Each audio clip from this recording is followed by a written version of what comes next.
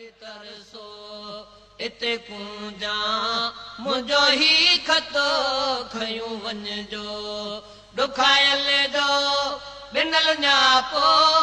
ॾुखायल जो ॾिनल न्यापो मदीने में ॾलियूं वञिजो अलाह घड़ी तरसो इते कूंजा मुंहिंजो ही खतो खयूं वञिजो अलाह घड़ी तरसो इते कूंजा मुंहिंजो ही खतो खयूं वञिजो हुजन जे खंभड़ा चूं अवां साईं उॾमा हुजन हाजे खंभड़ा चूं अवां साईं उॾमा है हुजन हाजे खंभड़ा चूं अवां साईं उॾमा सिकायल जी सदा पल पल सिकायल जी सदा पल पल संभाली जूं पयूं वञिजो अलाह घड़ी तरसो इते कूंजा मुंहिंजो ही खतो खयूं वञिजो अलाह घड़ी तरसो इते कूंजा मुंहिंजो ही खतो खयूं वञिजो ॾुखायल जो ॾिनल न्यापो ॾुखायल जो ॾिनल न्यापो मदीने में ॾलियूं वञिजो अलाह घड़ी तरसो इते कूंजा मुंहिंजो ही खतो खयूं वञिजो अलाह घड़ी तरसो इते कूंजा मुंहिंजो ही खतो खयूं वञिजो वलर सारो वतन पंहिंजे खुदा शल खैर सानी दो वलर सारो वतन पंहिंजे खुदा शल खैर सानी दो है वलर सारो वतन पंहिंजे खुदा शल खैर सानी दो करे टोलियूं बोले बोलियूं करे टोलियूं बोले बोलियूं वटा पिरियल थियूं वञिजो अलाह घड़ी तरसो इते कूंजा मुंहिंजो ही खतो खयूं वञिजो अलाह घड़ी तरसो इते कूंजा मुंहिंजो ही खतो खयूं वञिजो ॾुखायल जो ॾिनल न्यापो ॾुखायल जो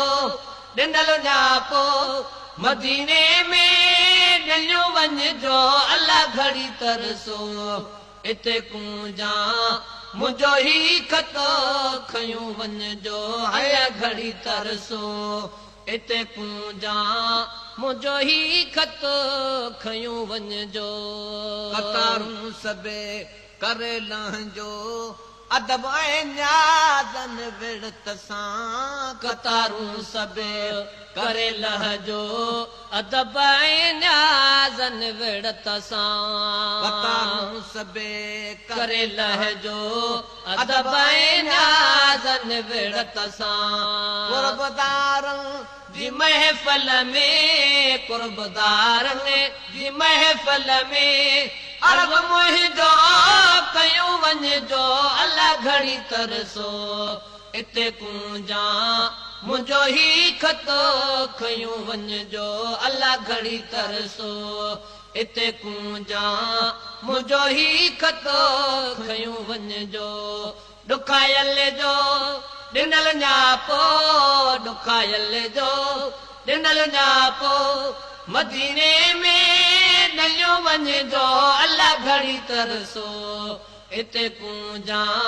मुंहिंजो ही खतो खयूं वञिजो अलाह घड़ी तरसो इते कूंजा मुंहिंजो ही खतो खयूं वञिजो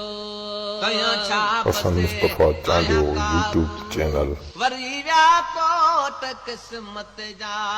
कयां छा बसे आहियां काबू वरी विया कोट किस्मत जा कयां छा बसे आहियां काबू वरी विया कोट किस्मत जा चुमा चूबू आवां जूमा चुमा चूबू